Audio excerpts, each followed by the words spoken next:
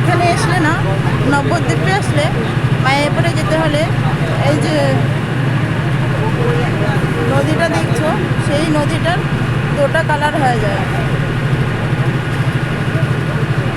মায়াপুরে যেতে সময় জলের কালারটা এইভাবেই থাকবে, আবার যেমনি নবদ্বীপের ঘাটে যাবে তখন জলের কালারটা ও ঘোলাটে হয়ে যায়। এই যে শুরু হয়ে গেল ঘোলাটে, এই যে ঘোলাটা শুরু হয়ে গেল, আস্তে আস্তে আস্তে আস্তে ঘোলাটা শুরু হয়ে গেল।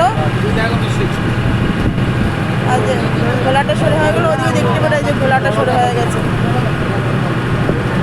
এখানে জলটা সম্পূর্ণভাবে ঘোলাটা ভাবে